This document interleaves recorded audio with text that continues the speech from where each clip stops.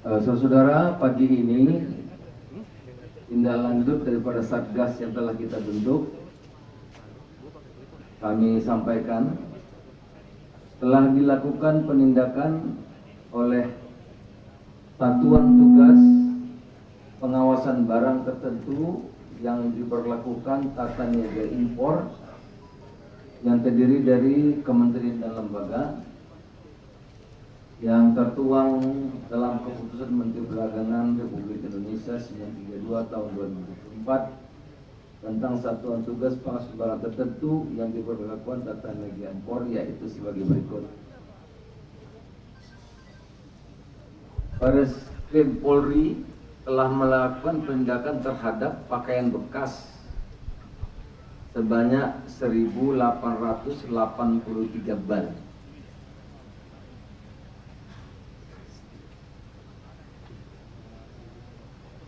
Dirjen Bea dan Cukai melalui kantor pelayanan utama Bea Cukai Tanjung Priok telah mengamankan bal pres sebanyak 3.044 bal.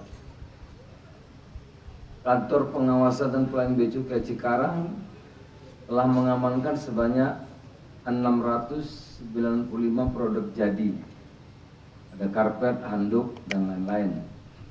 332 pak tekstil, nilon, polyester, sintetik, leather, dan lain-lain. 371 alas kaki, 6.578 piece elektronik, laptop, handphone, mesin fotokopi, dan lain-lain. 5.896 piece garment, berbagai jenis pakaian jadi dan aksesori. Kementerian Perdagangan telah mengamankan kain gulungan atau TPT sebanyak 20.000 roll. TPT tersebut diduga tidak dilengkapi dokumen perizinan impor, dan laporan surveyor, artinya barang itu masuk tidak jelas isinya, serta dokumen lainnya terkait asal barang sebanyak 20.000 roll. Dari hasil penindakan tersebut, keseluruhan diperkirakan nilai barang yakni sebesar 46 miliar 188 juta 205.400 rupiah. Keseluruhan barang yang saya sampaikan tadi tidak memenuhi kepatuhan dalam importasi sesuai dengan peraturan perundang-undangan yang berlaku. Sebagai tindak lanjut pengawasan, Satgas telah melakukan pengamanan terhadap barang yang diduga merupakan barang ilegal. Jadi yang saya sudah sebutkan nama-nama barangnya, saudara. Sebelumnya juga kita sudah menemukan di Kapuk ada 2 gudang besar warehouse yang barang-barang masuk ke kita tanpa dilengkapi dokumen yang dijual secara online. Nah, itu yang menarik, waktu di Kapuk itu barangnya itu dari negara tertentu, yang mengimpor juga orang asing, dan yang jual di sini juga orang asing. Jadi,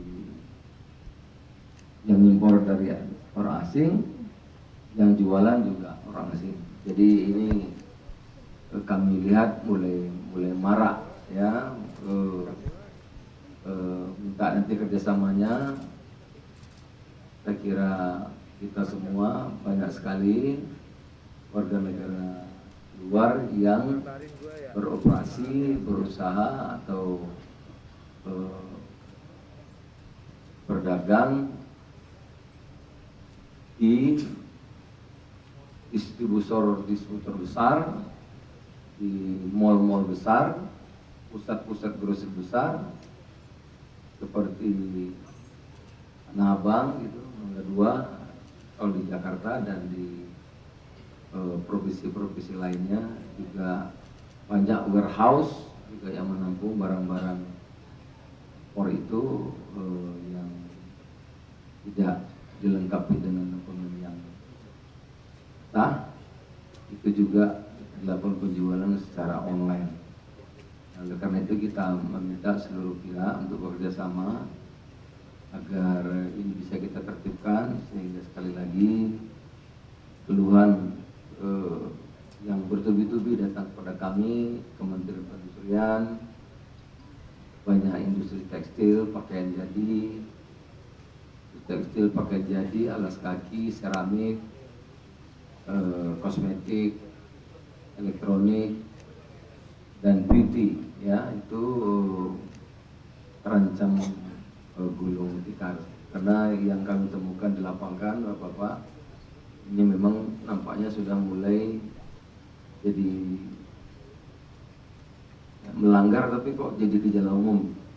Nah, ini yang memang harus menjadi perhatian kita serius agar industri kita tidak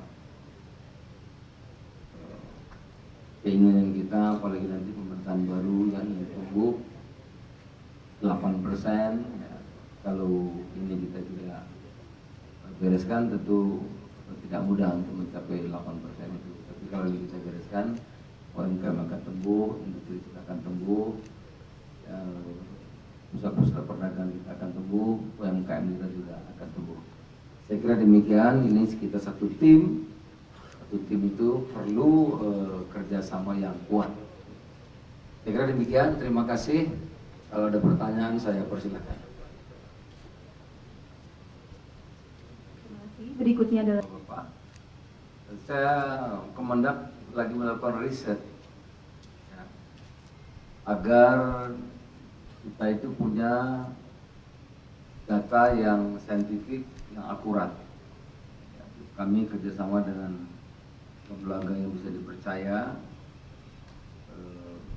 secara diam-diam ya, melakukan riset bagaimana di mal-mal itu berapa banyak Pak Barreskrim, berapa banyak produk-produk yang lokal dan yang dari luar. Bagaimana mengenai data-datanya, bagaimana cara masuknya, dari mana mereka datang, ya, bagaimana dokumen-dokumennya lengkap apa tidak. Itu sedang kami riset secara serius. Di mall itu berapa persentasi ya, yang produk masuk yang ilegal, yang tidak sesuai dengan dokumen, dengan yang legal, yang lengkap dokumennya. Ya. Bagaimana caranya? Itu akan detail kita survei secara mendalam. Nah, kemudian juga di pusat-pusat grosir di berbagai tempat juga kita akan survei, kita riset. Bagaimana warga negara ya, asing bisa menjadi bandar ya, tempat-tempat mall besar itu, dan itu secara terang-terangan, dan nggak bisa bahasa Indonesia juga Pak. Nah, itu jadi karena kalau itu yang masuk dari Barreskrim orang langsung tahu Pak. Tapi kalau yang kita riset yang pelan-pelan yang itu tidak begitu kan, sehingga bisa secara saintifik itu lebih bisa tergambarkan dengan baik. Dan juga kita akan lihat bagaimana produk-produk yang warehouse itu begitu banyak sekarang di berbagai provinsi. Juga kita lihat, kita akan cari riset itu berapa banyak yang tidak memenuhi ketentuan. Dan ini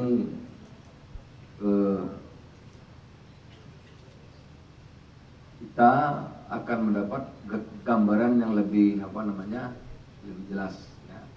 Nah, mudah-mudahan dalam 1 bulan ini bisa kami selesaikan. Kalau itu sudah selesai, nanti saya akan laporkan ke Bapak Presiden, laporan ke Pak Kapolri, dan juga tentu ke Pak Jaksa Agung, juga ke Menteri Keuangan. Apa yang kita temukan di lapangan secara saintifik yang bisa dipertanggungjawabkan dipertanggungjawabkan karena melalui hasil riset yang yang sekali lagi bisa dipertanggungjawabkan. Hari ini saya belum bisa jawab berapa banyak, ya, tapi memang faktanya di lapangan banyak sekali. Ya. Terima kasih. Ada lagi? Berikutnya pertanyaan kedua. Untuk penanya kedua. Kita saksinya administrasi. Nanti kalau ditemukan yang pidana dan sebagainya, kita serahkan kepada kepolisian dan kejaksaan. Tapi yang di kewenangan Satgas ini itu administrasi. Seperti ini, barangnya kita ambil, ya, kita musnahkan.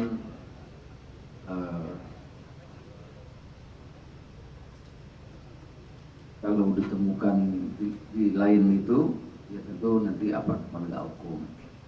Nah, yang pertanyaan kedua soal kontainer ya. Nah, silakan Pak dari Bea Cukai mungkin bisa jawab. Silakan.